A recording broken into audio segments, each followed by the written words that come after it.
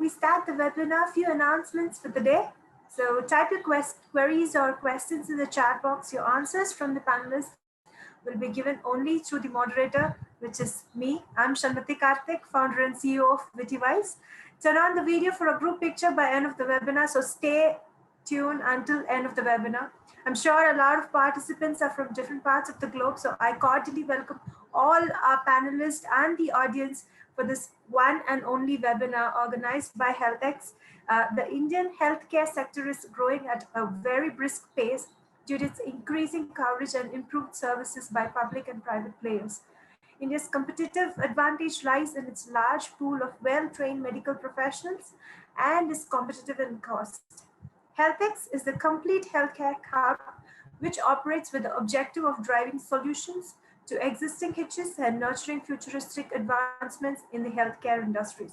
So all said and done, we have eminent speakers from across the globe to enlighten us on normalizing menstruation on the International Menstrual Hygiene Day, which is today, 28th May. So our first presenter for today is Dr. Padmapati, FRCOG, MD, DNB Consultant, Obstetrician and Gynecologist, Conti Durham and Darlington Foundation Trust, UK. I hand over the mic to Dr. Padmapati to handle a few words on menstrual hygiene awareness management. Over to you, Doctor.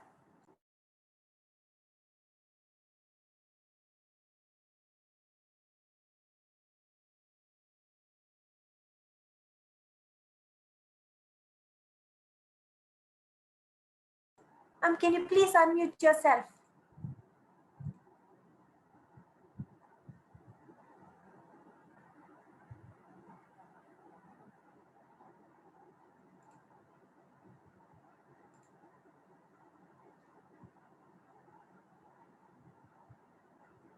You have a mic button, so you just have to click it. Okay, just give me 1 minute. I'll give you, just give me 1 minute.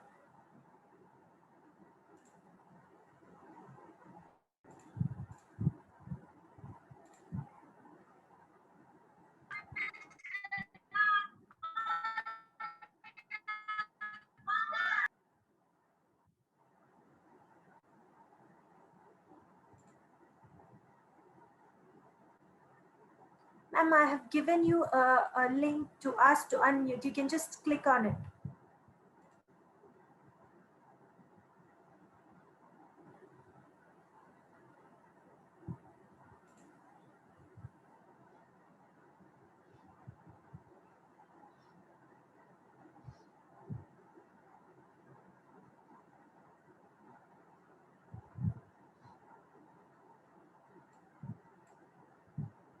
Okay, so did you get a link, ma'am? Ask to unmute? Yeah, now Yes. I got it. Thank you. Thank you very much. Wonderful, wonderful. Thank you. Thank you for this great opportunity on a very good day. And thank you for allowing us to have this time with you all. Where can I start? A very simple problem, but a massive issue. 1.3 billion population, 21 languages, 9 major religions, umpteen number of dialects. How do you get the message across? A very difficult task, but I'm sure the organizers will pursue this effort in future. I just thought it is better to understand what the shop floor problems are rather than we lecturing what we do in the Western world. So I asked upcoming medical student, Dr. Pujita, to do a small survey. So she will present the survey for you, and then I'll join her with the topic in the end. So fire away, Pujita, unmute yourself.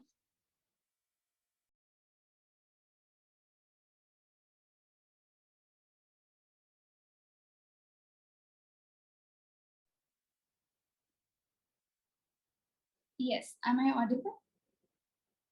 Yes, Pujita, yeah. You are. Go ahead. Thank you. Let me share my screen.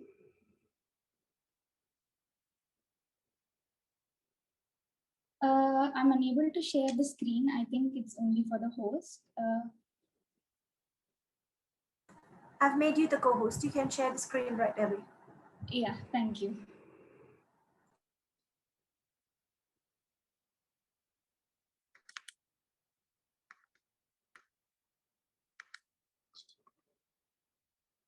Yeah.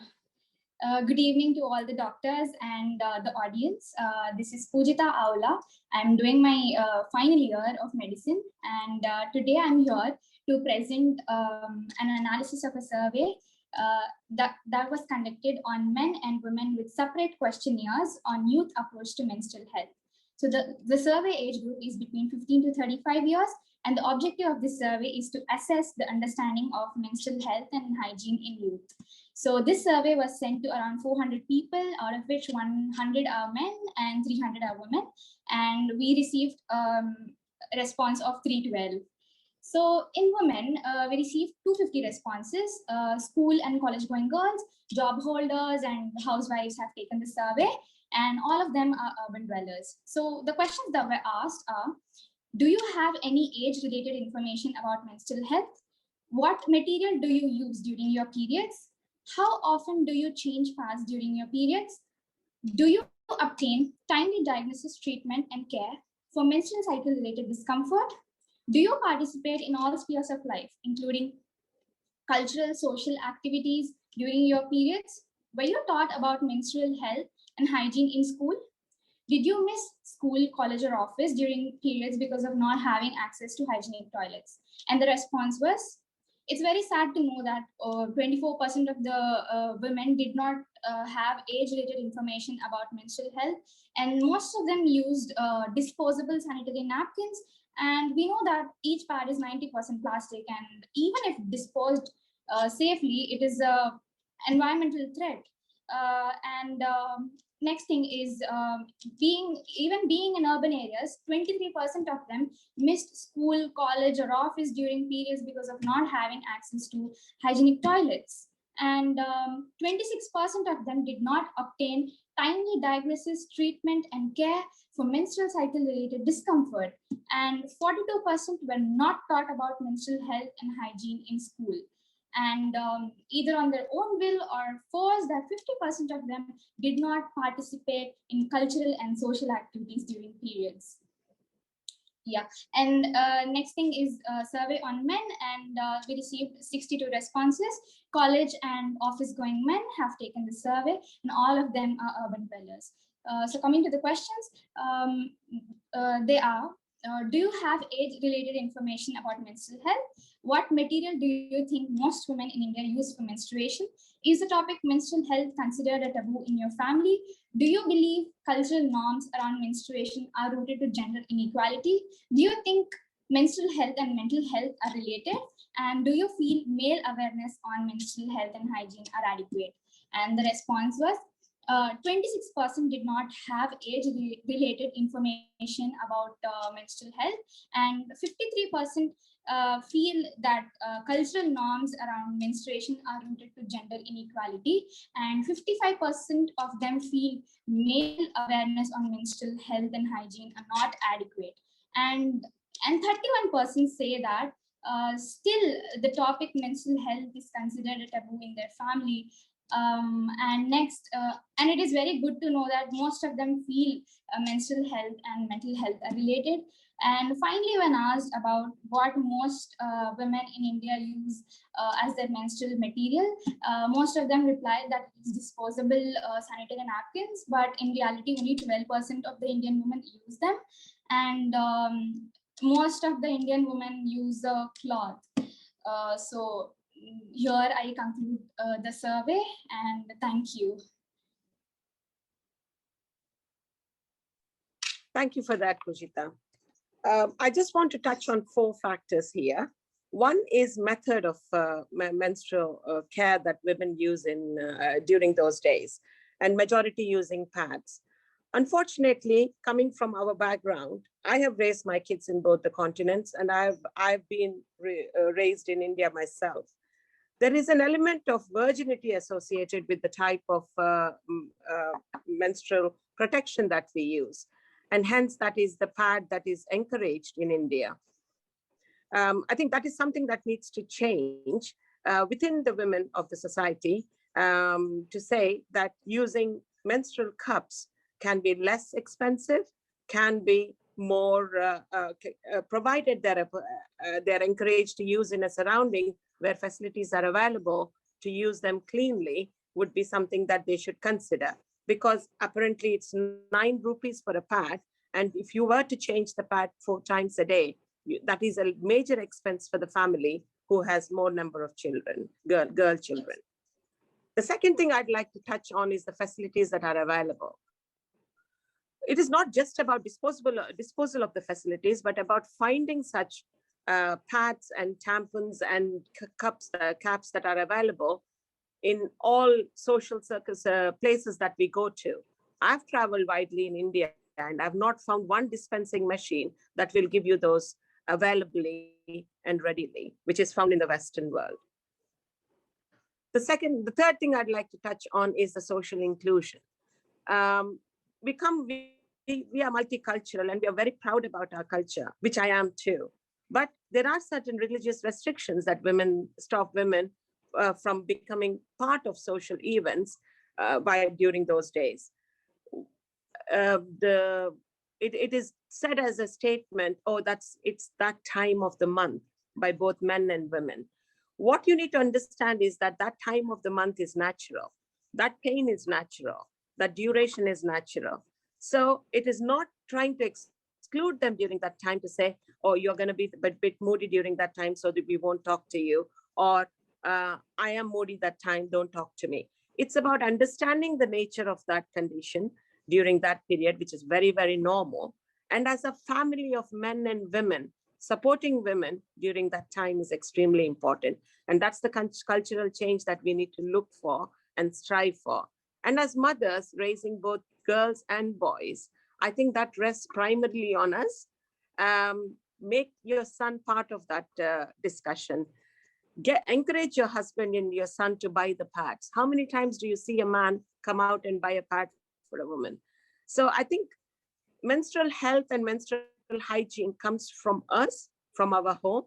And I'd like to stop here because there are more interesting topics and information that my colleagues can give you all about this. Thank you very much for the opportunity. Thank you very much, Dr. Padma. That was indeed interesting to know about the facts which you just shared with us on the menstrual cups. So this webinar today at HealthX, we are envisioning a future where all people, regardless of the natural or geographical differences, have sound knowledge on and access to the basic health information and facts.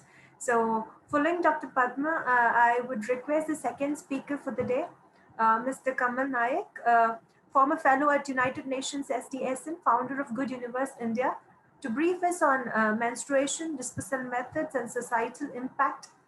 Over to you, sir. Can you please unmute yourself?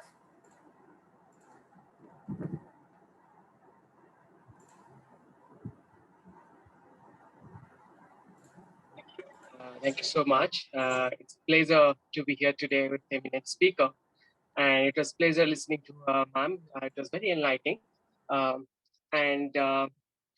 to the topic, I'm going to speak about the disposal of menstrual waste management. Lastly, I'll be talking about the ground reality and how it is been a concern of sustainable development goal. Am I audible? Hello. Yes, sir. You are audible. Go ahead, please. Yeah. So working from last 6 years in the ground, from rural part to tribal to urban setup, and largely when we started working in the menstrual hygiene, apart from the taboo, when I understood that how important it is to talk about sustainability in terms of women's health and the disposal part of it, then we come up with a research in 2016 on how urban women usually dispose their pads or used sanitary products. Largely, we took around 500 sampling and spoke to them, spent a lot of time in the ground with the hygiene worker. So here is my takeaway. So as a sustainable development goal advocate, I primarily believe that we as an individual have responsibilities and concern to make our earth a better place. So to give you statistics, or nowadays we are well aware about how or how long one commercially available pad takes to decompose or dispose. Before that, let me ask you one question to our audience or to my panelists today. That what is or what does a pad contains? So during a lecture in a very reputed college in Hyderabad, I got to know that people do not understand that what a normal commercial available pad contains. So there we have the actually problem that people do not understand what they're using. Okay. So one normal pad, which is commercially available, that takes around 500 years to decompose, and 600 years it can sustain in a landfill. That's really, really heartbreaking. And in India itself, we produce around 108,000 tons per year as menstrual waste. So what happens once we have the soaked pads? Once it goes out of our sight, what happens when we once we throw or flush it in a toilet or drop it in our garbage box? That's a concern. So the survey we did, or the research we did, 80% people do not understand or do not care, or they do not have any concern where it goes or where it ends. So we started talking about sustainable menstrual practices. But let me ask you another question. I would encourage our audience and panelists to answer this question. That a used pad or a soaked with blood, a pad, comes to which category? Dry waste or wet waste? So here, India spent a lot of money on Clean India, and it's a huge project. We do not have a conducive environment to talk about menstrual waste management. In the meantime, we're talking about this disposal system of menstrual waste. I would encourage people to reply to the question if they can, and then we'll come to the. They can reply to. Yeah, they can reply it in the chat. Yes. Thank you. So the major concern. So the pad contains the pathogen, and once we throw it in a garbage, the rack picker comes to pick. We do not have actually, provision for the sanitary pickers, the waste pickers in our city at least. They don't use gloves, they don't use any mask, and they pick that pad in empty hand. And when it contains the pathogen, people pick it up in their empty hand. The diseases or the pathogens or toxins transfer to their hands, and they fall sick. Apart from that, if you'll go any disposal place, you will find a lot of yes. We'll come to that for sure. And also, if you go to any place or any public toilet or any disposal garbage system here, you will find a huge quantity of used pad lying over there. And that's very, very heartbreaking. And when we're talking about the government system or the provision they're providing, if we talk about Hyderabad or in India, we do not talk about how women are disposing the product, or how they are and how do they know at least how to decompose the bags. Most of the women in our circle do not understand why all the product company they give pouches in the pads. So most of the women throw the pouches first and then use the product and then throw it into their garbage. So most of the women do not use that pouch, which is given by the product company, whether it's Whisper, whether it's any product company. Again, coming to another clause, that it's been like last 1 year we started talking about waste management. So creating awareness about it, I do not know, or I'm sure there is no initiative from any government or any corporation that how you can dispose the sanitary pads. So coming to what ma'am said previously, sustainability, or coming to the sustainable menstrual practices, encourage the right way of um, disposing the pads. Again, if we want to be more sustainable, then we need to shift to the sustainable menstrual products like menstrual cup and cloth pad. On top of that, we are not encouraging any product. It's up to you. It's a choice what product you are using. Or absolutely, it is very informative choice you need to take. But at the same time, we create, at least in 1 year, we use 240 pads in individual women or menstruating women. They produce 250 pads, 240 pads in a year. So looking at that, to have a conducive environment to dispose the sanitary pads or product, should have a stakeholder engagement from the government to corporation to individual. More awareness, more corporation engagement, and the initiative from government should be taken. Yeah, thank you. Wonderful, wonderful. Thank you, Mr. Kamal Naik. First of all, before I tell anything about it, today is MHM Day, and we all know it's an annual awareness day to break the silence and build awareness about the fundamental role of MHM. And we are very, very, very happy that an Indian man is talking about MHM. This is the first step, and I congratulate a lot of men who have joined here in this webinar. You have taken the first step towards MHM, and thank you for joining, and that was a wonderful presentation, Mr. Kamal. Thank you very much for that. So at HealthX, we dream of creating a platform where we encourage health innovation and the strategic importance of embracing evolutions in the sector of the hospital industry. So here comes Dr. Shanta Kumari, MD, DNB, FICOG, FRCPI Ireland, and FRCOG UK, FOGCI President-elect India, improving menstrual health national international programs initiatives. So over to you, ma'am, Shanta ma'am.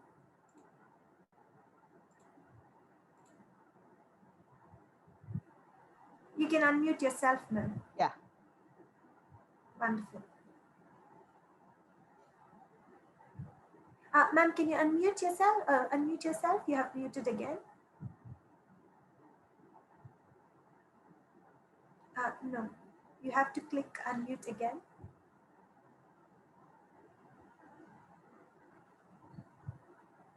Okay, just give me 1 minute. Can you click on OK, please? Yeah, Yes, can you wonderful. hear me? Yes, ma'am, indeed. Please go ahead. Yeah. Good evening, friends. I bring greetings from FOXI. FOXI is the Federation of Obstetrics and Gynecological Society of India. We are about 38,000 gynecologists. Can you allow me to share the screen?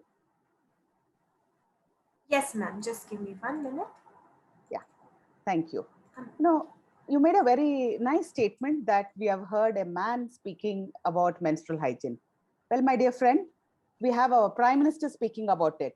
So I think any other man speaking about it is absolutely okay, right? So that is the way Yes, forward. So when we're yes, talking we are about, moving ahead. Yeah, thank you.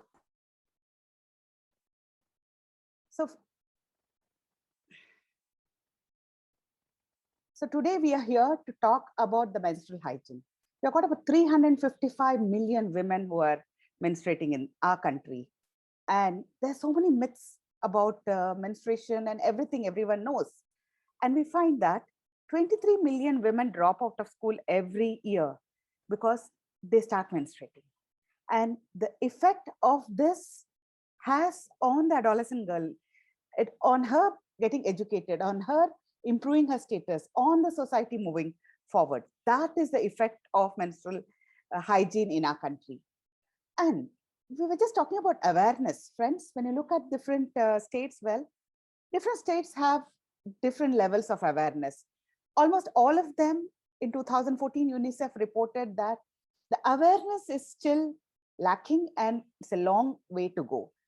Over these few past 7-8 years, we have made a lot of improvement, and we find that this NDTV representation, which has showed the low awareness of menstrual taboos in the country, where though 355 million women are menstruating and so many million women dropping out of this, those schools, there are only about 42 million women who are using sanitary napkins.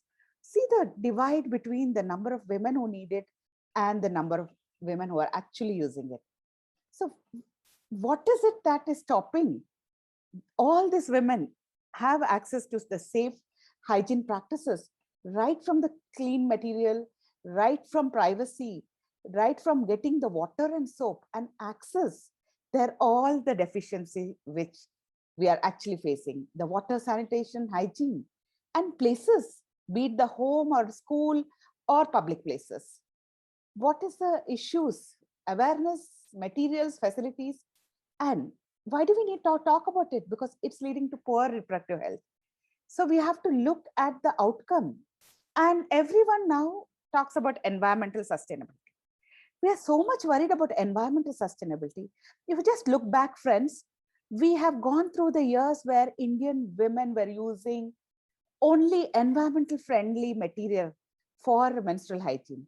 And over the years, unfortunately, the improved Western world came and thrust its plastic on our Indian women. And that led to this sort of issues which lead to environmental issues. So many millions of women are using them, and so many hundreds of years for the plastic to get actually biodegradable.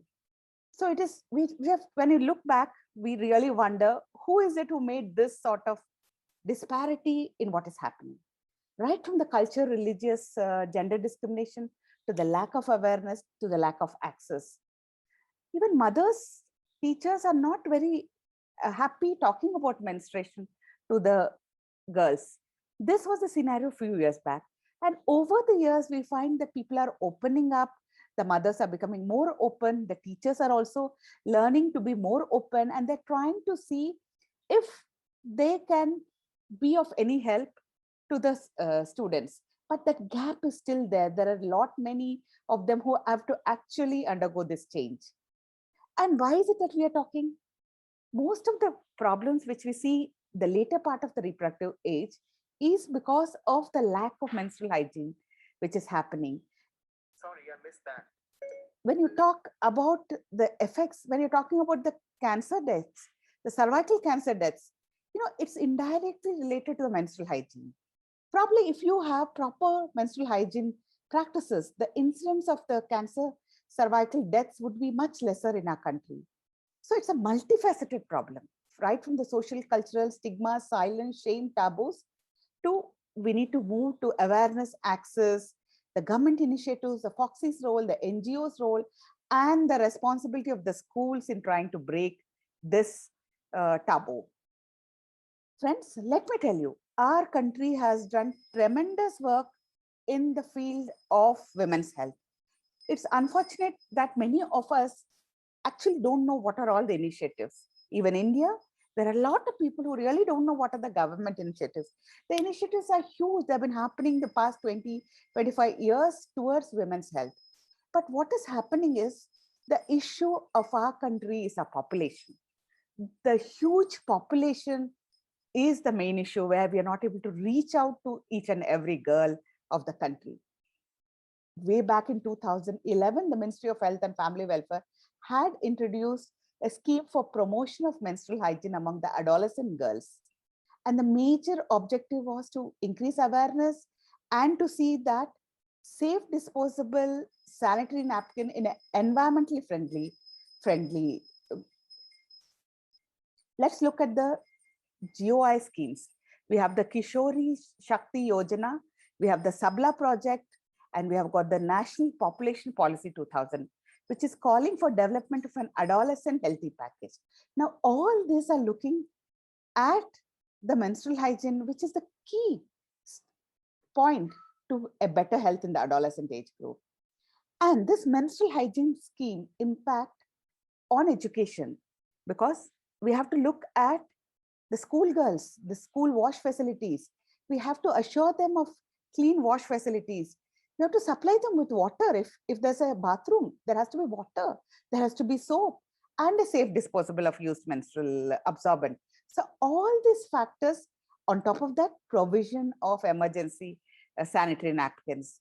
So friends, long back, this free day scheme was initiated in about 17 states, where the rural girls were given pads for ₹6. And the ASHA workers was responsible, and she used to receive an incentive, 1 per pack sold and 1 pack of napkins for her monthly use, to increase awareness. The NHM operational guidelines actually used a 360-degree approach to create awareness. The Sabla in 2015, when the union government has launched, they actually aimed at improving the health condition for adolescent girls. And then 2 years later, the ongoing Nirmal Bharat Abhiyan focused on the menstrual hygiene, which added as a key component of the sanitation mission. Then we have the Rashtriya Kishore Swasthya Karyakram. This was in 2014. Again, the union government has launched, looking at the health hygiene of an estimate 243 million adolescents. And menstrual hygiene was an integral part of the program. So it's the government of India which has looked very seriously into it, not only the private sectors or the NGOs. So we have the Swachh Bharat Abhiyan. When the government announced Swachh Bharat Abhiyan, everybody was thinking, what is it that the government has announced? What is Swachh Bharat? Oh, everybody has to go and sweep and all. Friends, the Swachh Bharat Abhiyan included even issues like menstrual hygiene as an integral part of sanitation, and construction of toilets in every household, all the schools. Under this scheme, the menstrual hygiene was looked into very keenly to have a healthier woman. It is not an easy task making sanitary napkins available to over 300 million women. It is not easy. So friends, more action and investment. It was our Prime Minister Narendra Modi who actually addressed menstrual health as a public health issue. Friends, 2020, January, in the Republic Day, our Prime Minister, before the COVID pandemic hit us, there were 2 issues which he addressed. One was this Swachh Bharat and the population control. These 2 are essential for us to achieve any sort of achievement. Even this COVID pandemic, what is the issue which we are facing? It is the enormity of our population. Be it we are talking about the vaccination, be it the hygienic practices, be it the hospital services, it is the population which is very, very important. And that is the reason why we have to understand the pressure which is there on the government also. And we have this Jan Aushadha Kendra, where 5 crore sanitary pads have been delivered to poor women from 6,000 Jan Aushadha Kendras. Suvidha brand pads, the Aushadhi Kendras, trying to give a pad for 1 rupee, which is very, very important for that family and girl. So there are a lot of state government initiatives, but what is the gap? The gap is, you look at the children who are attending the schools. What about the girls who have actually dropped out of the schools? Now, our target should be not only the girls attending the schools, these unfortunate girls who are actually not able to attend school. The effect of the groundwork, the National Family Health Survey has shown how big the differences are in all the states. And the access to disposable napkin has also increased. And COVID pandemic has actually shown that the commercial supply chain in the early month was disrupted, and that had an impact on the menstrual health. And then girls were actually going back to using cloth. COVID and menstrual hygiene are all interrelated. And across the country, we have seen the NGOs trying to plug the gap where public health services are actually slowly limping back before we were hit with the second wave. Friends, you want to reach the public, what do? You have to have a celebrity. You approach them through their favorite hero. This Padman, it was this Akshay Kumar's Padman story based on the true story of Arunachalam. That wonder man who made it possible to see that the poor girls, women of the villages also get an affordable, clean sanitary napkin. So men becoming allies, the silent ends, but the conversation starts. Well, Lancet in 2020 made a statement that the attention on the topic is welcome, but then somewhere down the line, the restrictive use of a particular type of menstrual hygiene project. Friends, Lancet needs to understand that we in India know better how to manage our things. They may be meaning things which may be right for their country, but when it comes to our country, we do understand how things affect our country. So it's very easy to say that there are no vending machines, sanitary pads are not available. But look at the vastness of our country, look at the population of our country. That is the issues we have on hand. So with the government and Foxy, the federation, with the public-private partnership, we are aiming to actually bridge the gap. It is not an easy joke, and disposal of this sanitary napkins and tampons is also a huge issue, because this waste generation, we just heard of a friend talking about in Hyderabad. These are all the issues, the impact it has on the pickers and the impact it has on the sanitation systems, the health and environmental problems. And again, we just heard Padma talk about the silicone, the menstrual cups. Hopefully in future, we may be moving back more for these cups to overcome the challenges to environment. The progress is being made slowly though, and we hope that we actually move forward. And Foxy and a lot of affiliated societies, we are calling for advocacy, health camps, CMEs, every opportunity. In fact, I have another Foxy meeting right now. I have to be a guest of honor, but I felt this was important because this is our bit to the society. Look at the NGOs. We really appreciate Tarshi, MHAI, all the other people, the particular group of guys who have organized this webinar.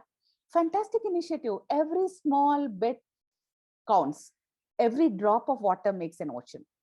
So friends, so you have to realize the enormity of the situation, and let's try to tackle this issue of menstrual hygiene. And let's hope that we have a healthier generation next and more stronger women to make the society stronger. Thank you, friends.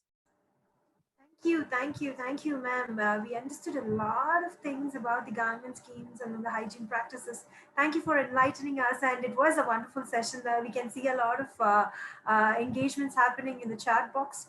Wonderful. So as you were talking about NGOs, we have Ms. Sashikala, CEO of Chandran's Yuva Foundation, very dear Sashikala ma'am. We would like you to enlighten the youngsters with the menstruation. Educate us, ma'am. Over to you.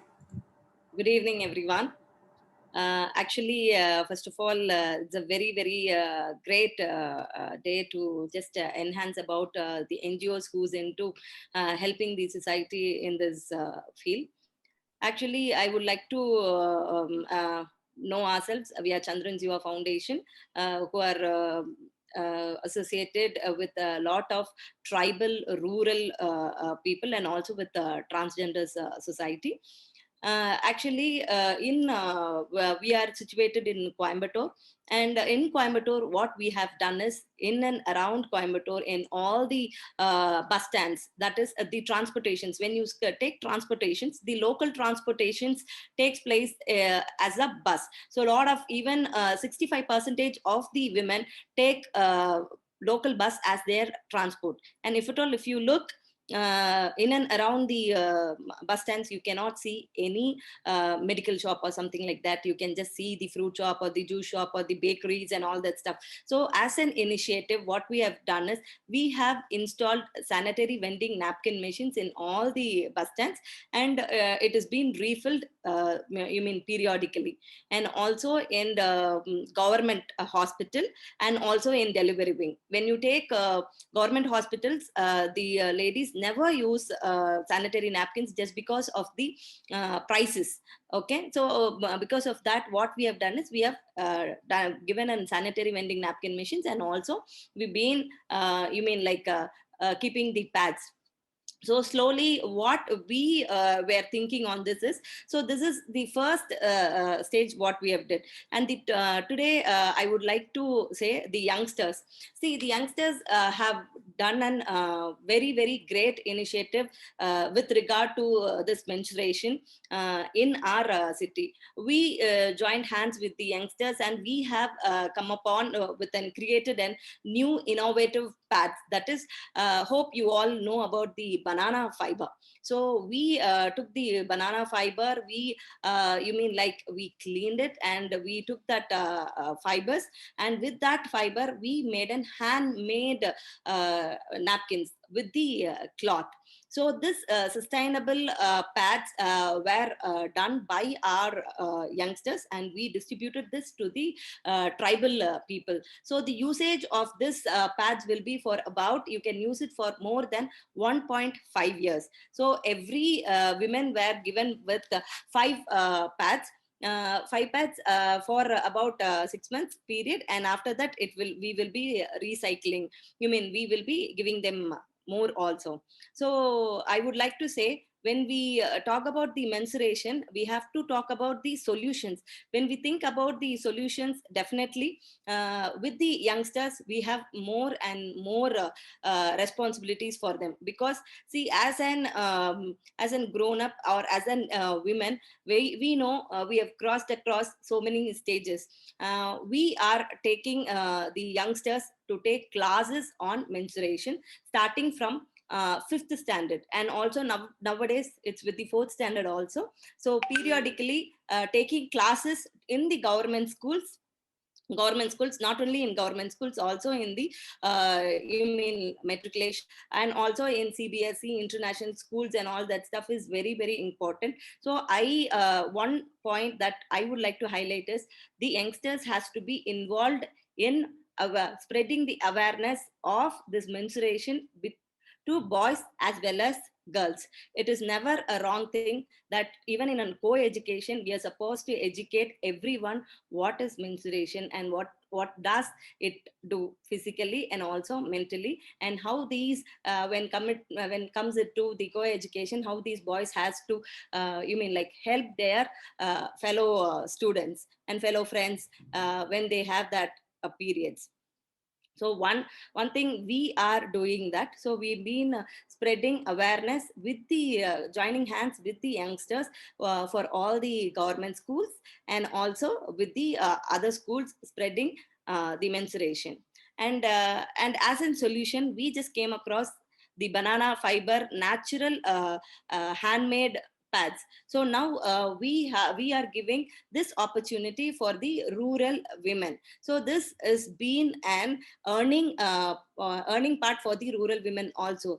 We around 53 women are there who procure this banana fiber, wash it, clean it, dry, and take this, comb it, because we have to comb it and we have to make this as a soft fiber.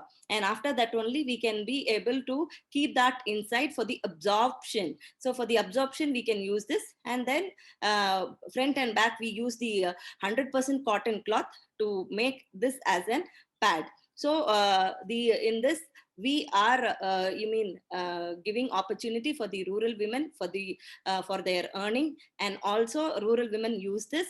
And wherever we have this the places, so all the people and also the students are spreading their awareness that there also. So one is the solution we came out of that, and second one is the awareness that is being given by our volunteers towards this menstruation thing. And see here, the Shanta ma'am who spoke before me have covered everything. About the central government, about the state government, about the schemes and all that stuff. Definitely, yes, we can make a pad for around 2 rupees. Just 2 rupees if you spend, you can just make a sanitary pad. And this can be given to all the people. So the next thing is, we are taking a college. So that particular college will be adopting one particular village. So in that, what we will do, we will take the census of how many girls and how many women are there who undergoes this menstruation and who's about to get their puberty also. So all that women will be taken awareness classes and all, and also the vending machine we keep, and we also teach them how to make their own pads.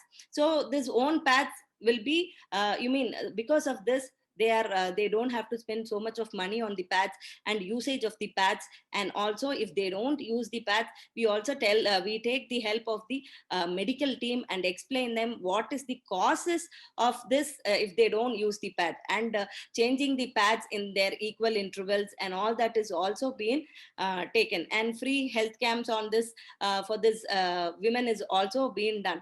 So in our foundation, we give a very great importance for this menstruation part, and we've been doing this. And youngsters, yes, definitely. My topic is to cover about the youngsters' involvement in this menstruation.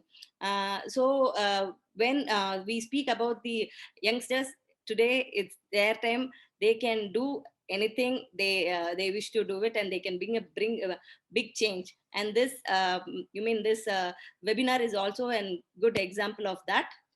And because of this COVID time, we are all thinking only oxygen is being required, and ventilators are required, and all that stuff we speak, and the medicines, the beds, and all that stuff. But we forgot about the people who are there in COVID for home quarantine, or even in the hospitals, who will have no access to the pads and all. And yes, with the help of the youngsters, we are packing 6 pads, and we have been distributing that in the government hospitals, ESI, and also to all the other peoples. And the migrate women who came over here for the daily work, labors, and all that people also, we've been taking the help of the youngsters, and we've been giving them also. Today I would like to keep this request to before everyone. The solution is, we have to come out of making new ideas of this napkins. Cotton was one thing, and I think the banana fiber would have been for few people, it would have been a new topic. And for new, I don't know whether you people are aware, if at all, if it is being carried over our country, this can be an huge change, where we get so much of irritation usage of the napkins and all that stuff. And this is very, very natural. You use it, you wash it, you sun dry, and again you use it back. So we have also got the feedback of lot of tribal people who have used it. And what we are doing is, it is not that we are making and we are providing, we are giving them the teaching. Okay, so that has been they can develop their own pads. So definitely the usage of pads will increase. And also, with the help of youngsters, we provide the awareness.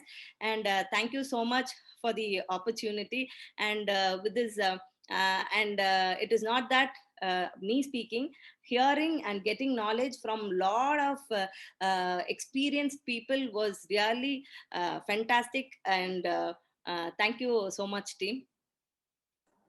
Thank you, Sashikala ma'am. As you just said, menstrual hygiene awareness encourages hygiene practices during menstruation, and also addresses the myths and misconceptions, and to enable adults, be it girls or boys, to speak about it. And yes, it is the time of youngsters to take that in hand. And thank you for giving us your valuable points regarding MHM today. And we have a pleasure to have you here today. Thank you very much. Thank you so much. My pleasure. So HealthX will offer a full-scale exhibition hosting more than 300 exhibitors with official country pavilions. The show will be complemented by a robust 3-day educational program in support of the country's healthcare strategy. So now our next presenter for the day is Dr. Radhika Kusankar. So MBBS, MD, FRCOG, PG, CERT, Medical Education Consultant, Obstetrician and Gynecologist, Divisional Director, Family Health, the Rotherham NHS Foundation Trust, UK. So I hand over the mic to you, ma'am.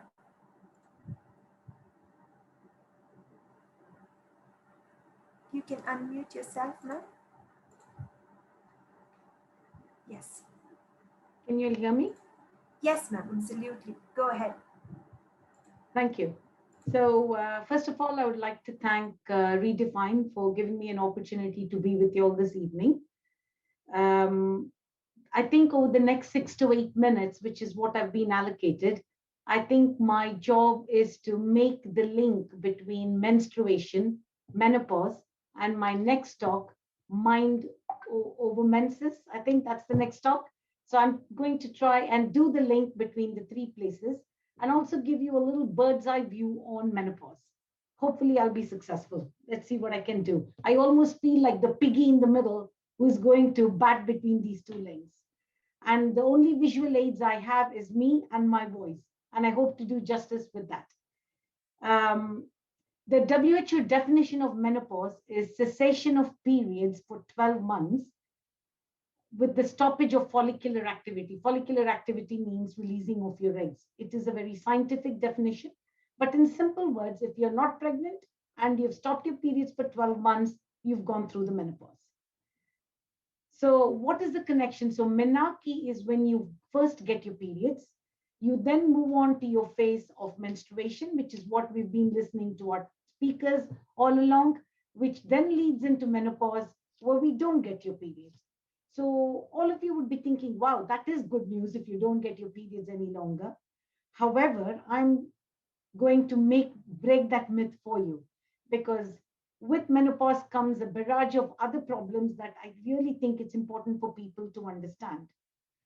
The average age of menopause in the Western world is 52, whereas in India, it is quoted as 45. And this is from the National Family Health Survey that Shanta was alluding to earlier on. The National Family Health Survey actually also quote a range between 45 to 49 of this age when women can go through the menopause. So what are all the different types of menopause? One is the natural menopause that we all know as we age, that comes our way. The second one is surgical menopause. The third one is menopause that results as a result of treatments that we have, as in chemotherapy or radiotherapy for other cancers, which might end up in menopause as well. So in the run up to the menopause, the earliest symptom that women present with is irregular bleeding problems. And this irregular bleeding can present with excessive bleeding, heavy bleeding, delayed bleeding, irregular bleeding that happens in between, when they might go to a gynecologist seeking advice for these problems.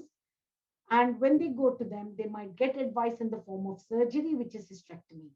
Hysterectomy is actually removing the womb and the neck of the womb. In addition, the ovaries might go out as well. So if the woman loses her ovary surgically, that is called a surgical menopause. And apart from that, if a woman has hysterectomy for these menstrual irregularities or other reasons, even if the ovaries were to be left behind, her menopause age might be brought forward by roughly about 4 to 5 years.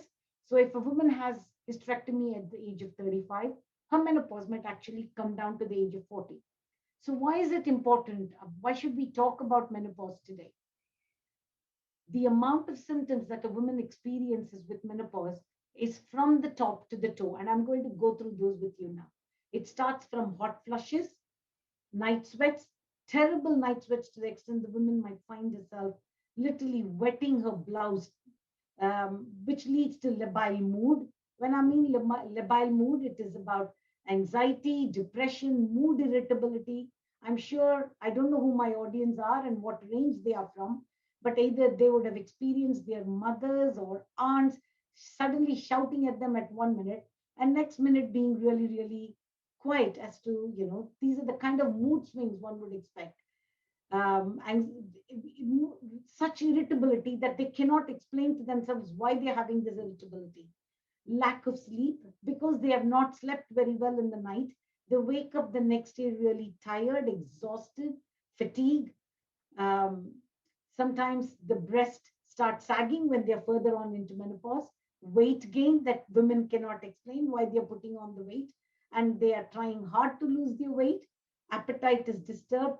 Urogenital atrophy, that's a very medical term, but what it means is they experience vaginal dryness, lack of interest in sex, bone weakness, joint aches, pains, pretty much I can name so many to go on. So where does that leave the woman with all these symptoms? And this is where the dialogue with the next speaker comes in. What happens is the urogyne, the organs within our pelvis, as in the ovaries, are in constant dialogue with the mind. The hormones that are produced within the ovary is always talking to the brain and sending signals to the brain. There's actually a fantastic TED talk on Google for those of you who are interested, which talks about how they both talk to each other. I think that it's worth looking at it at some other point.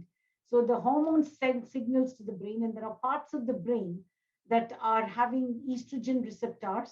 Not to confuse the audience, but there are parts of the brain that are called as the hippocampus. There's a part of the brain that's called the amygdala. There are centers that control the temperature regulation within the body. All these are completely disturbed when that estrogen production is lost. And that's why the woman has all these symptoms that I earlier on alluded to. I think it's really, really important that we have started the dialogue today on the conversation. I think I'm tempted to say that awareness starts today. Your menopause health starts today. So if you are important and you take care of your health today, you can minimize the symptoms that will come to you later on in life. When I talk about how you take care of yourself, so I'm not talking about all the HRT, which the gynecologist will probably give you when you go to them. Important things of how you can help yourself is good nutrition, really good nutrition, to the extent of avoiding all the processed foods that we are talking about, as in Coke, as in all the high sugars. Good, important, normal dietetic stuff like sesame seeds or lentils, vegetables, good fruits in your diet that will reduce your menopausal symptoms. There's a lot of aping of the Western culture where young girls are beginning to smoke, where they're having consumption of alcohol. Excessive alcohol consumption, especially red wine, might not be very good for your menopausal symptoms. Just healthy lifestyle of physical activity, not only physical activity, but also exercise actively. Exercise is actually physical activity, which is repetitive for about good 30 minutes every day, where you want to not only maintain your weight, but also positive contribution to your mood as well. And things like vitamin D, consumption of vitamin C, all these things actually positively contribute to your health. The other important thing is reduction of stress in your life. Pretty much everybody goes through the stresses of life. When you're stressed, the cortisol level goes up. When the cortisol level goes up, your estrogen level goes down. So it's really important we understand the constant dynamics between these hormones. And simple things like spending enjoyable time with friends, enjoyable time with your family, things like meditation, things like breathing practices, yoga, all these have a positive bearing on your life. So your menopause health starts today. I'm tempted to end my discussion with a very important quote, because people have spoken about awareness in the previous 3 lectures. Education is the most powerful tool that we can give the world these days. And this is not me, it's Nelson Mandela's quote. I'm tempted to use it today because that's really, really important that we educate not only the coming generation, but the future generation as well. So if you all have learned anything, please pass it on to your family and friends as well, including your mothers and aunts at home. Thank you very much. Thank you, Dr. Radhika. It was absolutely stunning, like you have shared about on menopause changes and challenges. So wonderful having you in one of the panel and an eminent speaker for today. So thank you very much on the enlightenment you have given to all the audiences, inclusive of a lot of guys who is attending. They have just said you have given an awakening call to understand about what is going to happen in the menopause times. Thank you very much in that. So next on our discussion, we have Dr. Poonima Nagaraj, DPM, MS Counseling and Psychotherapy, Consultant Psychiatrist and Psychotherapist, Druti Wellness Clinic, India. So she'll be presenting on the topic menarche, productive age and menopause, psychiatric issues and taboos. Over to you, ma'am. So, hello everybody. I hope you can hear me. And Yes. first, I'd like to thank Redifine for pulling this together. And in the midst of this pandemic, where everybody is like running around helter skelter, to bring a person's awareness to something as important as menstruation. I think it's a great job, and thank you so much for that. So, first, let me start by wishing all the boys and girls here, boys first and girls later, a very happy menstrual hygiene day. And last year, this was a sign, where you had a red dot on your palm just to signify that you're menstrually aware and that you have some idea of what menstruation is all about. Both boys and girls all over the world did this. And I'm just reminding you that this is what we did last year, and this is what we need to do every year to bring awareness. So can we have the first slide, please? Sure, I'll share the screen for you. Yes, if you do, please.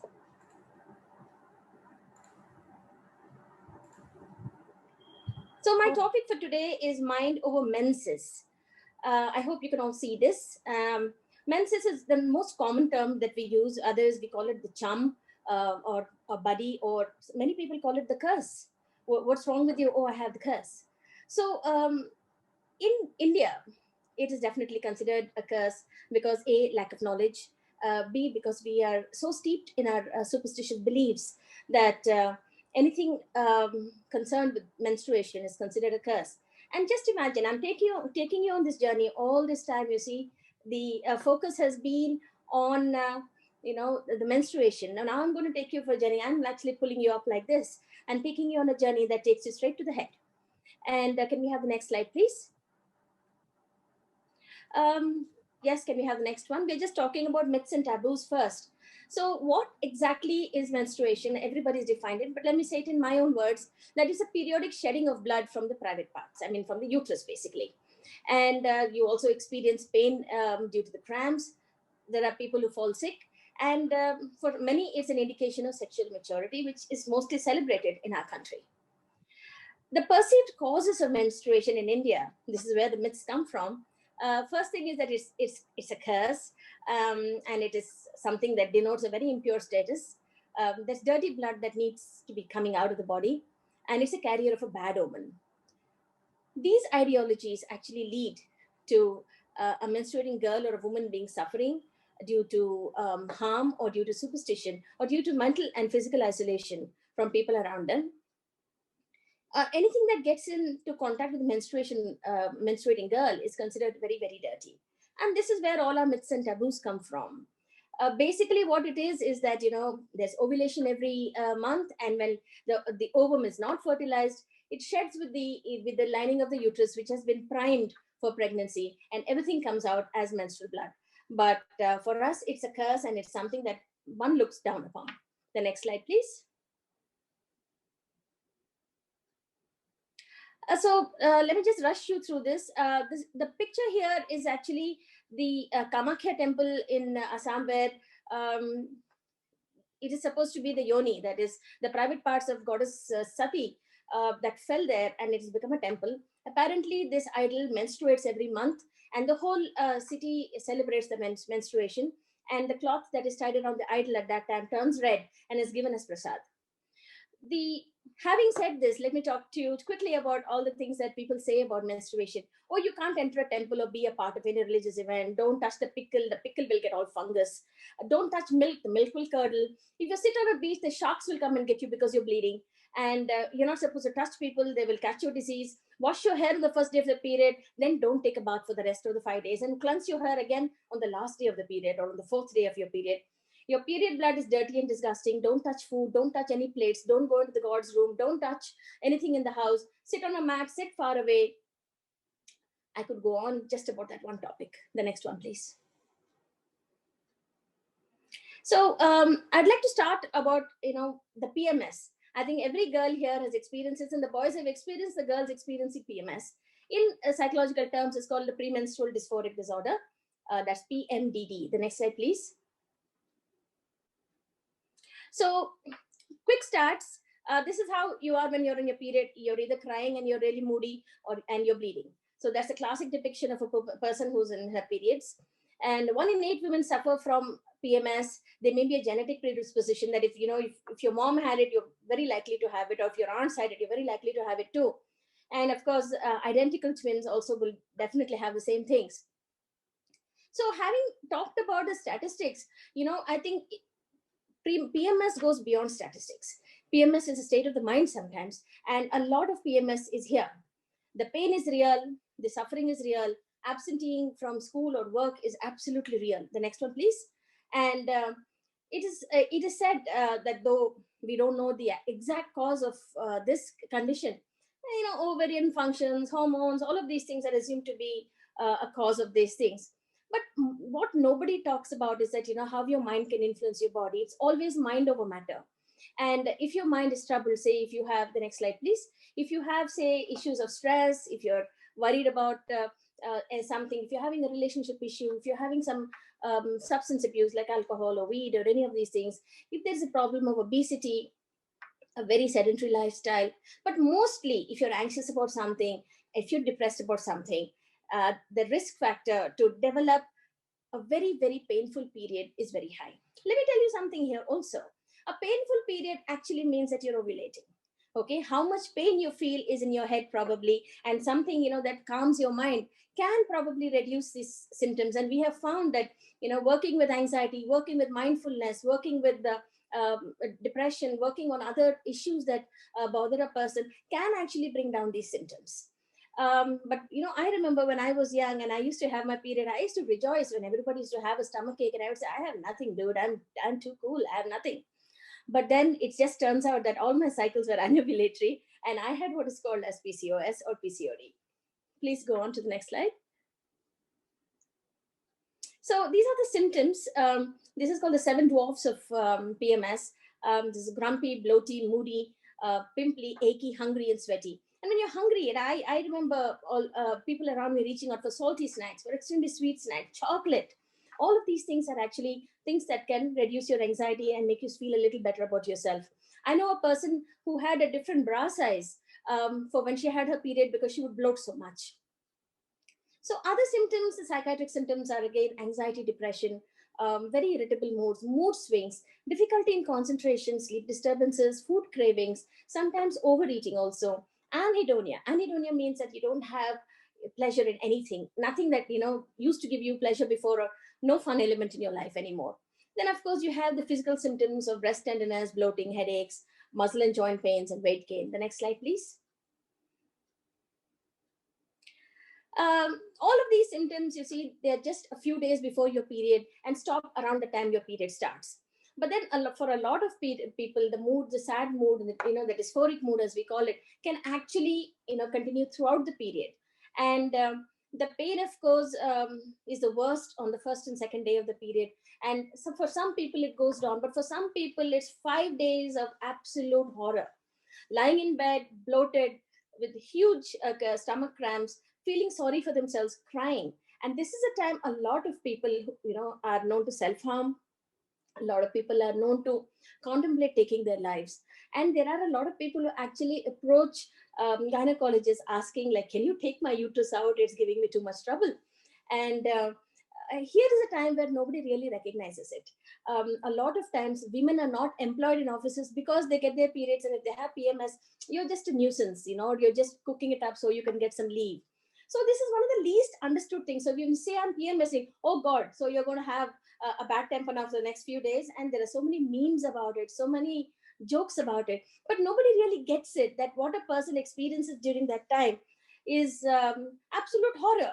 And it can actually lead to other depressive disorders. So every time you're anticipating your period and the pain that goes with it, and the angst, the mental angst that goes with it, you're just wondering, oh my God, my next period is going to be worse. And believe you me, every time you're anxious about your period actually gets worse. So you see how mind is actually, tempered around the body. And if you are not feeling too good about yourself, it's very likely that your body is going to also not to feel too good about itself. The next one, please. Yeah, so before I go on to this, there is something called PCOD. I think today it has become so common, and all the gynecologists and obstetricians on board here would be able to say that, probably, maybe 25 or 30 years ago, it was a rarity. But today, because of, several factors, PMS is a big thing. PCOS or PCOD is also a very big thing. PCOD is usually characterized by a few really nasty symptoms. That is obesity, hirsutism. Hirsutism means, you grow hair on your face or on your chin. And along with that, there's a lot of depression and mood swings and irregular periods. See, just as much as we are so anxious about periods and, so many taboos about having your period, there is equal or more anxiety when you start missing your period. So PCOS actually means when you start missing your periods, you have irregular periods and you're gaining weight. No matter what you do, you're gaining weight. It can lead to a host of other problems. Doctors keep saying, you need to lose weight, and only then will, PCOS disappear. But if they could, they would. So it leads to a lot of eating disorders, people who start, starving themselves literally to death. A lot of body dysmorphia. That means you just don't feel good enough. Your body doesn't feel good enough. You start hating parts of your body. There is a lot of suicidal tendency associated with this. Huge mood swings, huge anger, difficulty in concentration, whether it's studies or anything even that used to make, be fun at one point. Of course, there's a lot of anxiety that goes with it. And there's a lot of parental and societal anxiety here too. It's not just your own anxiety. It's not something that's coming out of your head. Mom's worried because, oh God, if I get my daughter married and she doesn't have children, what's going to happen? Or if society says you didn't get your period, that's terrible. So it's made out to be such a horrible thing. And people start, also body shaming you. You're so fat, that's why you have PCOD. Or you're so, you're eating so much, which happens, when you're PMSing or if you have PCOD, you feel like eating. And when you do, you're shamed for that. The normal treatment for PCOD is a diabetic drug called metformin and some hormone therapy. So with hormone therapy, again, a whole host of psychiatric illnesses are associated with them. The next slide, please. So now this is something I want the boys to, this slide is only for the boys out here. So PCOS, it's called the Stein-Leventhal syndrome. We also see it in men. Okay, they may not have ovaries, but they do develop some features of PCOS when, the testosterone is like raging in some people. And it's one of the most common endocrine disorder in men. So basically it means early diabetes, that is hyperinsulinemia, central obesity, that, they have a little tummy that sticks out. Okay, of course, polycystic ovaries is a part for women. But if there's early onset balding, or if there's a lot of, excessive, hairiness on the body, one must think about a Stein-Leventhal syndrome in men, or a PCOS in men. And in men, it's called something very interesting. It's called IMS, irritable male syndrome, which actually means that men are irritable as hell. They have mood swings, they have depression, and except that it's not cyclical, it just goes with the, the tides of the hormones that are raging inside their body. And here also you have depression because all of a sudden a young boy who loves his mane is going bald. And this can be terrible for a person, or suddenly starts gaining weight, becomes very pimply, becomes very moody and depressed. So this can be scary for boys also. Can I have the next slide, please? Sorry, I'm rushing through, but I have so much to tell you guys. So here we have certain psychological issues associated with infertility and HRT. Please, the next slide. So, infertility is, I think, probably the most damn thing in India, because, there are several, words in Telugu and Hindi and all other known national languages to describe a woman who does not have children. And it's a very, very derogatory term, believe me. Such people are not allowed to go to weddings. They're not invited to any birthday parties. They're not invited when, we celebrate Manaki here in India. We have a big party and sometimes announce it on mics also. They're not taken there because, if you go there, you are infertile, you don't have children, or you don't get your period properly. She could be having PCOS and it's not diagnosed. So they're not invited, not allowed to go. You're not allowed to face anybody. You're not allowed to touch a person who's just attained Manaki. Just imagine, you're not having a child. You're trying so hard because of course, societal pressure. and there's a lot of family pressure to have a child. So you're not able to have that child, or you're continuously miscarrying, you don't know what's happening to you, or you're not ovulating properly, and probably not getting your periods on time either. Just imagine the emotional turmoil created within your body, within your mind, by society, by family, and all the people who have expectations of you. There's a lot of frustration every time, you don't get pregnant and the period appears or does not appear. There's a lot of emotional frustration, depression, and anxiety. So if you notice here, depression and anxiety are almost keywords here. It is so linked with our hormones and so linked with our body. Depression and anxiety seem to be keywords, and I'll be repeating these two words everywhere. There are a lot of women who are continuously infertile, who have probably a primary ovarian dysfunction, or any ovarian dysfunction for that matter, who attempt suicide, who are abandoned. The divorce rates for such people are very high. And a lot of people enter into bigamous relationships, saying that you can't have a child, fine, I'll take care of you, but I'm going to marry somebody else who can give me a child, preferably a male child, but that's a different story altogether. The next slide, please. So a lot of reasons why we have hormone therapy. The first thing is with PCOS, a very low dose estrogens are given to these people so that they can get what is called as withdrawal bleeding. And also it works on the cysts which are on the ovary. And PCOS is basically polycystic ovary syndrome. So what else do we use it for? There's an early hysterectomy. For whatever reason, the uterus has been taken out. You need to supplement, along with your ovaries for whatever reason. Post-cancer patients, young cancer patients who have, for who, again, the entire uterus and ovaries have been removed. People who have had like a chemical menopause, like, because of chemotherapy. All of these people, it kind of merits that they have some hormone replacement therapy. So while hormone replacement therapy can work with menopause, just as the doctor before me had just said, that it's wonderful when you use it in small doses, and all of a sudden you feel energetic, all the hot flushes disappear, you start feeling very good about yourself. But in the long run, for some people, it causes obesity, it makes you very nervous, it interferes with your sleep, it messes with your hormone levels.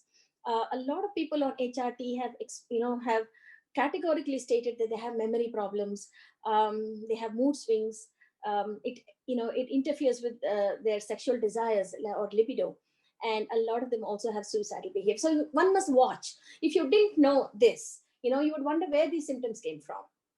And sometimes just simply reducing the hormone, or maybe even considering stopping it, can actually help you. Next slide, please. I just want to make a quick mention here, of the LGBTQ and menstruation. It's a huge topic here. Imagine a woman trapped in a man's body, wants to menstruate, dreams of having a uterus, dreams of having a vagina, and can't. Just imagine the emotional turmoil. On the flip side, just imagine a woman who feels she wants to be a man. So menstruating every month can be so traumatic for them, because they don't want to menstruate. They want to be a man. They want to be a man in a man's world and not menstruate. So a lot of transgender women, even in spite of having a complete correction, that means, there's a plastic reconstruction of their genitalia also, but you can't menstruate. You have the external genitalia, but you don't have the uterus and the ovaries to actually make you menstruate. So that can be extremely traumatic for them. So a lot of people say that they have gender dysphoria because of this, because they internalize all their frustrations, and a lot of them are also on hormone therapy, particularly if you're looking at say a male to female transition. They're on hormone therapy for to grow breasts, and they're on female hormones. Again, if there's a male to woman transition, they too are on female hormones, and all the side effects of hormone therapy will actually hit them like a sledgehammer, and they really don't know what actually hit them. And here, adequate counseling and adequate knowledge is definitely necessary. I've hit upon a Pandora's box, and this is actually an entirely different thing, but I just wanted to open this little Pandora's box for all the youngsters out here, who are probably of different genders. The next slide, please. Then menopause, enough been said about it, and you're talking to a menopausal woman here. The next one. Okay, so you have a lot of it. That's the uterus crying because, hey, no attention anymore, no menses. So when it's there, we complain about it, we hate it. And we have such hostility towards it because of the way we are treated, the way society looks down upon us, the way we are discriminated against. But when it goes, it's equally bad because all of a sudden you're irritable, you have feelings of sadness, you have lack of motivation, a lot of anxiety. People get aggressive at that time.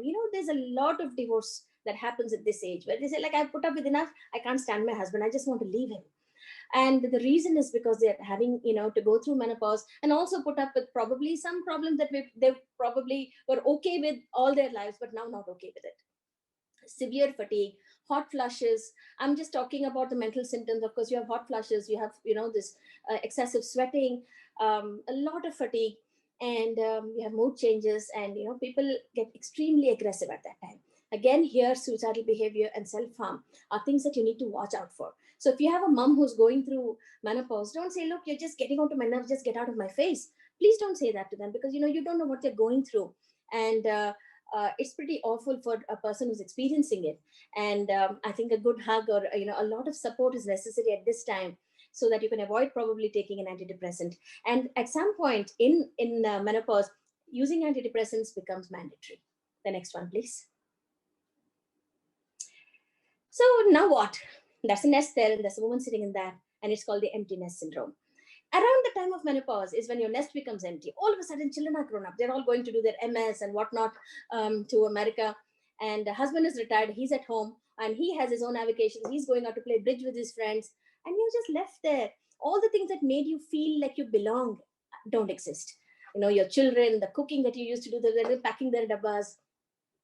So this is also a very crucial time for a woman where she's going through menopause and the nest becomes empty. And this is something that we need to take cognizance of. The next one, please. So when we talk of menopause, I like this meme. They call it menopause because mad cow disease was already taken. And this is typically what a lot of people experience. This lady's like a mad cow.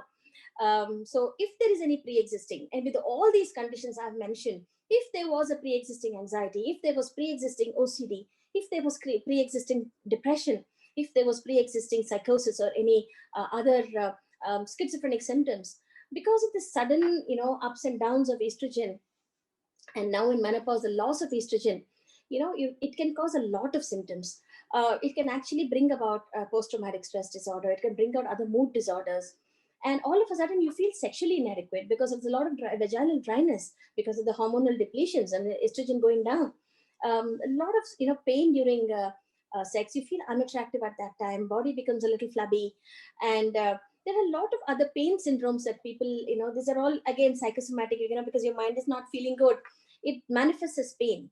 That your mental pain manifests as physical pain. Leg aches, hand aches, body aches, or continuous headaches, and you always think, hey, that's my mom and she's pretending. This is not really true. No, she's not pretending. She actually feels it. But every time she has this kind of pain, give her a hug and just think for a moment, is she experiencing something else in her life? Are you guys paying enough attention to all you youngsters out there? Are you paying enough attention to her? Is your dad paying enough attention to her? Does she need more attention? Is it a cry for help? Is her body crying out for help? Please think of these things before you just put her down and say, okay, you're menopausal and you're being a pain. The next one, please.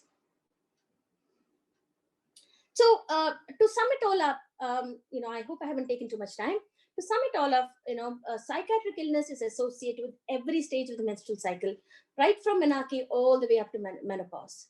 People prone to anxiety and depression exhibit more florid symptoms, and these are the ones that actually need psychiatric support and help. Social taboos and orthodox thought processes increase the psychological burden right from the time you have your first period all the way until the time you stop having your periods and all the events in between. Psychiatric disorders associated with the menstrual cycle don't just go away. Intervention is absolutely necessary in the form of medication sometimes, therapy and support. Building social awareness is today's biggest must. I'd like to thank everybody for giving me this opportunity. And particularly people like Kamal Naik, who I've had the pleasure of knowing personally, the amount of work you people do, all you NGOs out there, and all you youngsters who are dealing with all of these issues, please, if there is a psychiatric problem, if you feel you're not good enough, if you feel that there's something wrong, please take help. There's nothing wrong. And today I want to break the stigma about psychiatric illness also, that people say, oh, I just have a period problem, I'm not mad. So no, nobody's mad.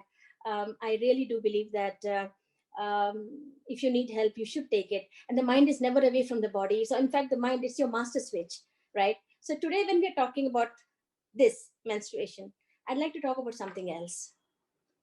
This is the semicolon that says, with mental illness, I'm not a full stop. My story goes on. And whenever you mix these two, menstruation and mental illness, it's a long story. It's a tough journey, but this story goes on. Thank you so much. Thank you, thank you, thank you, thank you, Dr. Purnima. Before I say anything, here you go. So this one I give it to you. And yes, I would also like to add something. PMS, you just told us the 7 dwarfs of PMS. There are women like us who are very hungry and eat a lot and get depressed because we ate a lot. So that is another point I would like to add that. So wonderful, wonderful presentation, Dr. Purnima. So now I call upon all the panelists for a discussion over the panel. So discussion, as you know, is the exchange of knowledge. So I request Sashikala ma'am, Dr. Padma Bharati, and the rest of the panel to join for a panel discussion.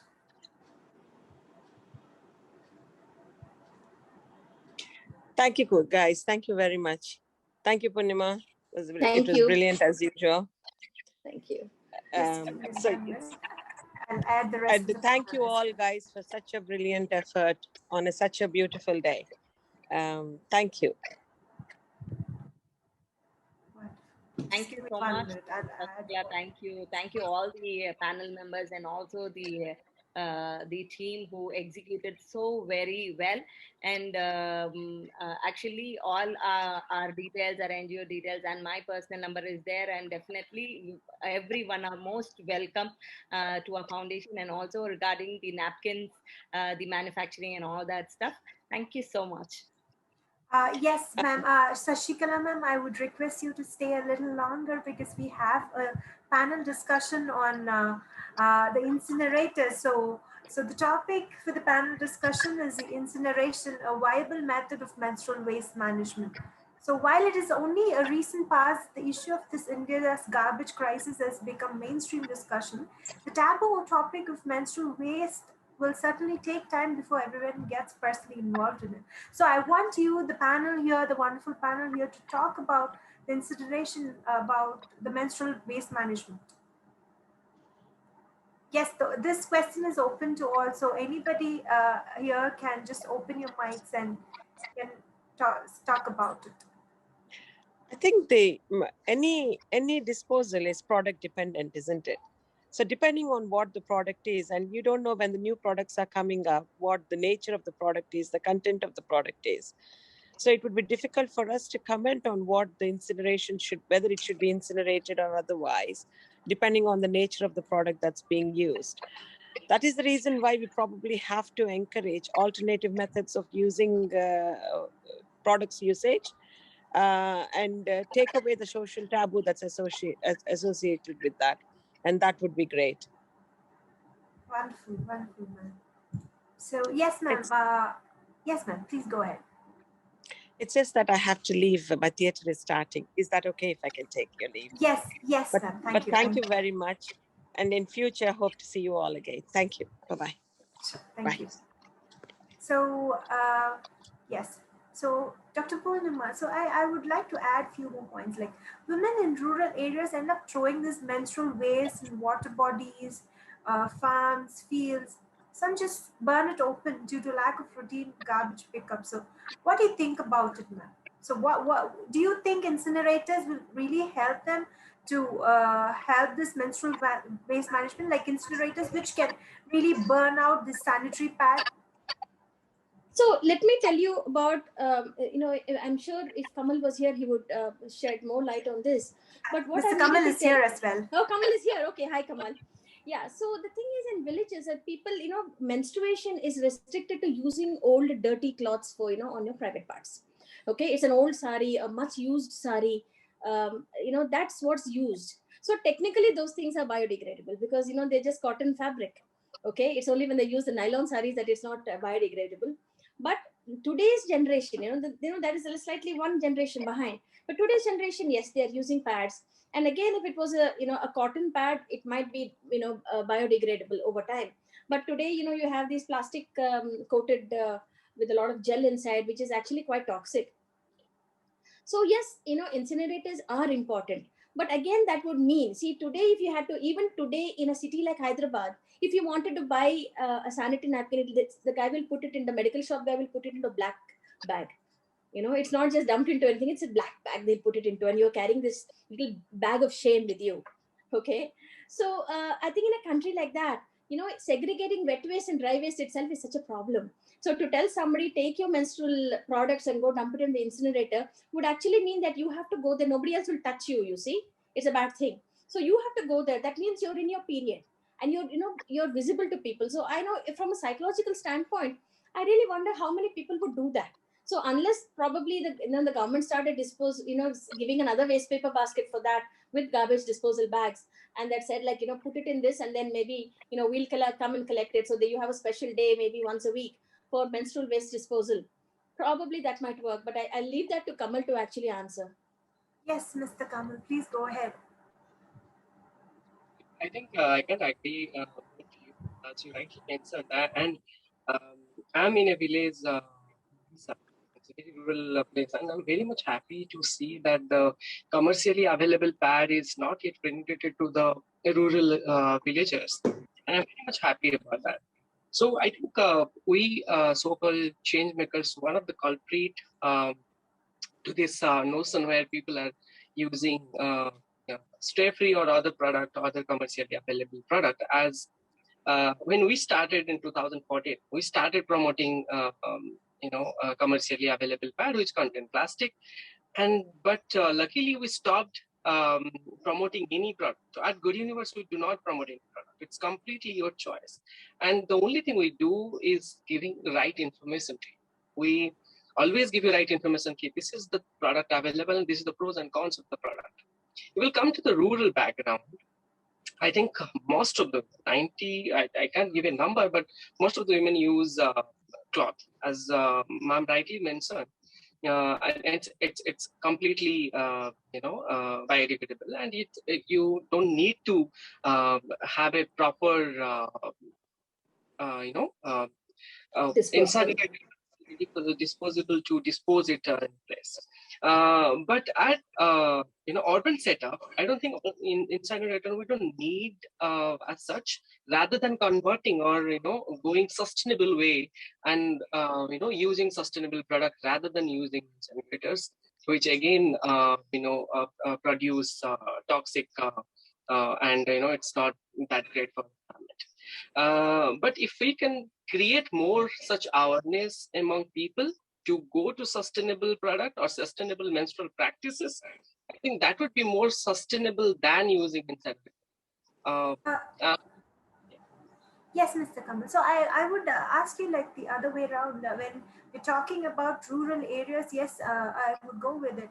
But looking at urban areas like cities, wherein a lot of awareness through commercial ads and a lot of people with the brand's name, a lot of people, I think almost a study says 68% of the women population in urban areas, they use sanitary pad napkins. So the current usage of these sanitary pad napkins, like maybe let's take colleges and universities. So these are places where the young women, they are accustomed to it right from they got menstruated. So do you think this incinerators will be a right option for the universities, wherein I open this question for both Mr. Kamal and Ms. Shikala, because she just told that having pad disposal machines, vending machines in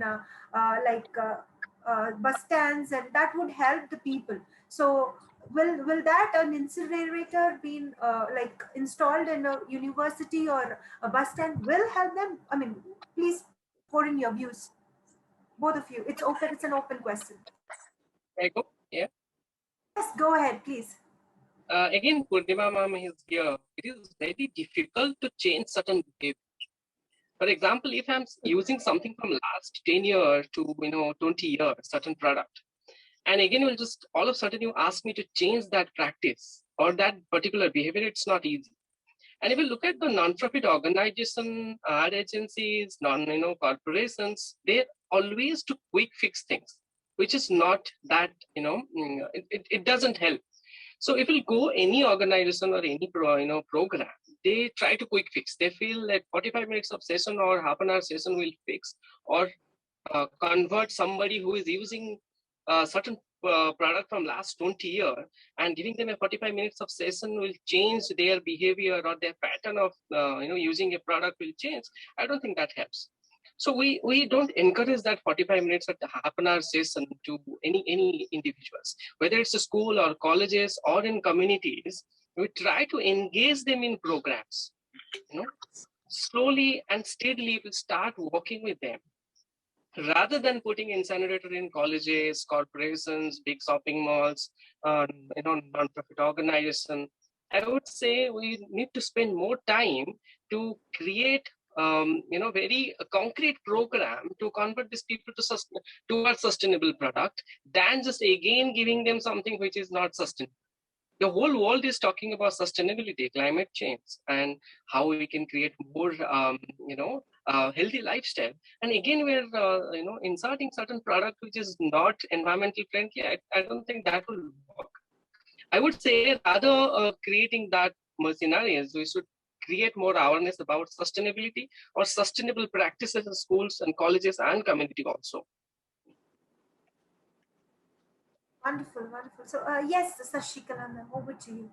So actually, if you see, insulators are definitely we have to install in the colleges, educational institutes, because nowadays the usage of the pads is more, and also the students, the age of the puberty is from 8. So it is very, very unhealthy that people get puberty from their early stage. And definitely I do recommend, definitely it will help us. And not only in schools and colleges and universities, and also probably in any villages and all that stuff also, we can install incinerators, because you see a lot of other medical issues, like when people doesn't wash their napkins, or they don't even wrap it with the newspaper, they don't dispose it in a correct way, and when it is being thrown out, it really damages the environment, and also the people who take that, the people who take it with their hands without even wearing the gloves, so that's all spoils it. So definitely we have to see sanitary pads. We were not aware, right? First, we were not aware of the pads. Now, without pads, being in the town, we will not be able to survey without pads. Definitely, when we bring this incinerators, people will accept, and we can also bring a big change in that. I definitely recommend that. Wonderful, wonderful, ma'am.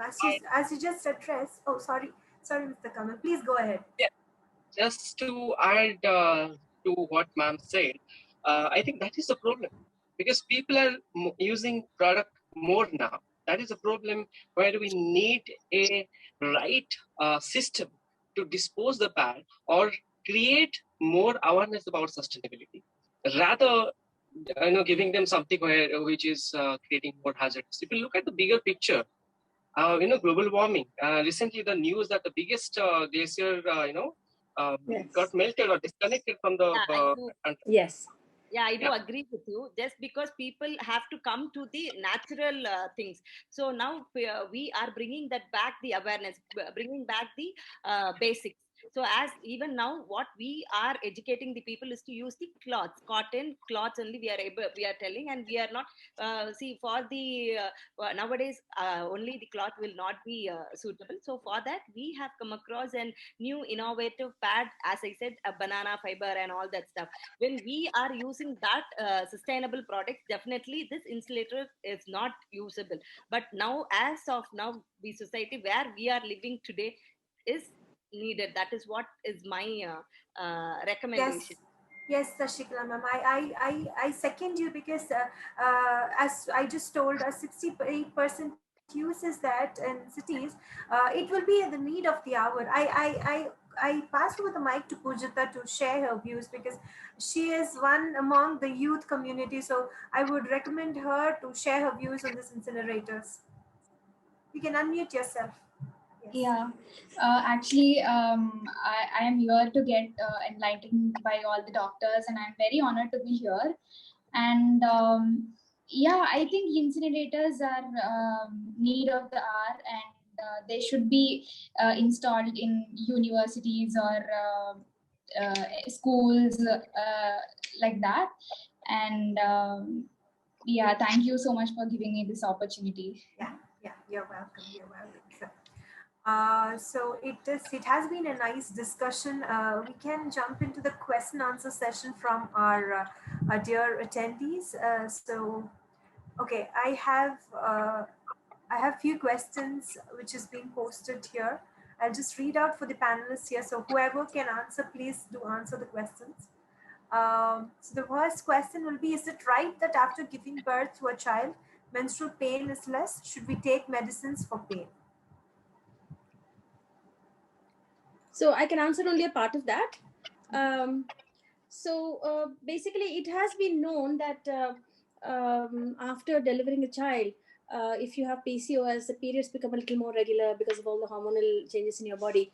And if there's been a normal delivery, because the pelvic girdle also kind of expands and the joints become a little loose. So that pelvic pain that people get, people have reported a reduction in pain.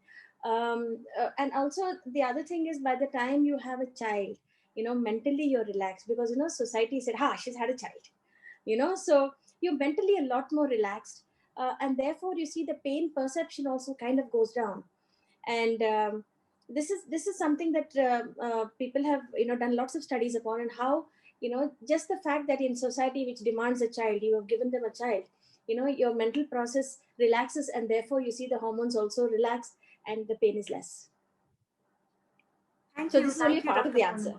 Yeah, thank you, Dr. Poonima. Hope that helped Bhavna Mishra. And then we have one more question. Is there any reasons behind children who have getting puberty in their early ages? Anybody can answer? I think I can again answer it in a bit, in a tiny little bit. I can answer. Yeah. So one thing is, we are into a lot of food fads right now.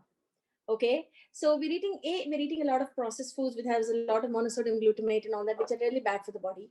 The other thing is, we are eating a lot of soya products because we think they're fantastic for health. We're all fanatics about, it's called orthorexia, where you're obsessed about eating healthy food, right? So even when you eat too much millets, you see the micronutrients are not available to the body. The same way, when you're eating too much soya, you have something called phytoestrogens, which are actually estrogenic compounds. So they enter the body, and over time they can actually create hormonal issues, and that's the reason why a lot of industrial effluents which are entering the water bodies that we are and all the fish and everything getting contaminated, the vegetables getting contaminated because of the soil, that all of these things have estrogenic effects, and which is why girls are attaining puberty at ages as early as 7. So this is the answer I have. So I would always say, stick to better nutrition, and just make sure that your child gets a lot of exercise. Another thing is early obesity, early thyroid problems, a lot of stress. The children have educational stress right from this time they start walking or talking. So if you can reduce the stress, that would have a definitely the hypothalamic pituitary axis, which is very, very, that's your hormonal circle out there in your head, which is very sensitive to stress. would actually relax, and then you would be able to delay the the inevitable, so that the child gets a bit of a life. Because the minute menstruation starts, the restrictions start along with it. Don't talk to boys, don't do this, don't do that, don't go swimming, don't play. So the child needs to have a bit of a life before that. So reduce the stress for the child, and that would actually make a lot of difference. I'm sorry, I'm dragging everything to the mind, but oh no worries at all, no worries at all. You are adding value to the webinar. Thank you. Wonderful. So what is minimum period days for a teenage girl? So I think we can keep it as the last question. Okay, there's one more. Yes.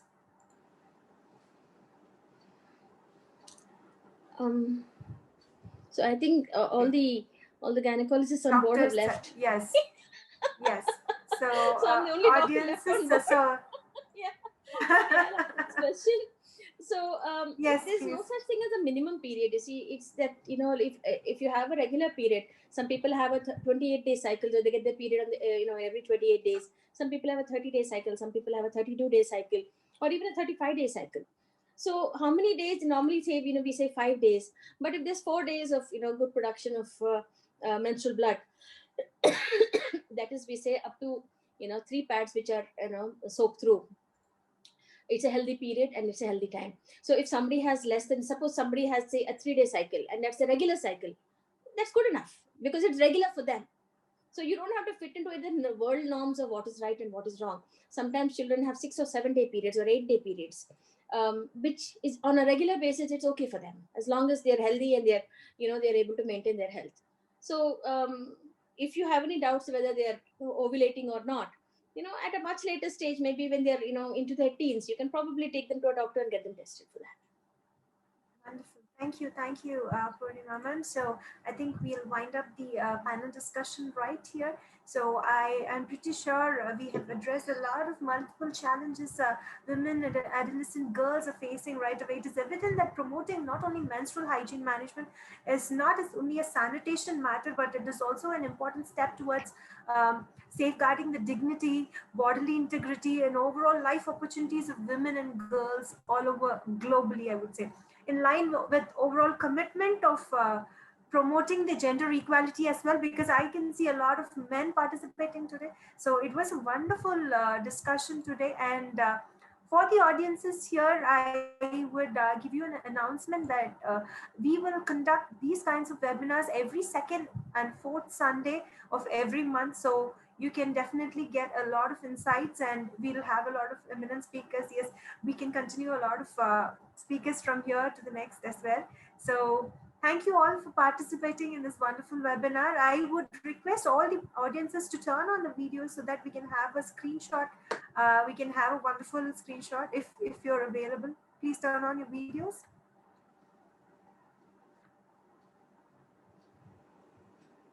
Okay, a few of them are here already.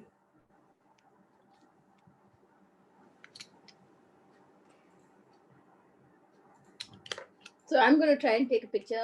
Okay. Come on, turn on your videos, ladies and gentlemen.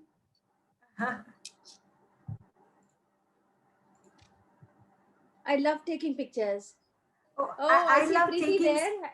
I see Preeti. Hi, Preeti. And I see Janani there. Hi, Janani. Hi, Dhriti. Hi, Pujita. Hi. So, I like the boys here. I'm going to take a picture of the boys here. I'm very happy that a lot of boys have participated. Wonderful, wonderful. So the next time your girlfriend is really angry, she's PMSing. So please give her a good hug and say, it's okay. I'm with you. It's fine. Wonderful, wonderful. So yes, smile, and in 3, 2, 1, here we go. Thank you. So thank you all for participating in a wonderful webinar organized by HealthX, Redifine, and thank you all panelists for joining us today and wonderful audiences. If you have anything, please visit our Instagram and Facebook page and our website as well. Thank you. Thank you very much.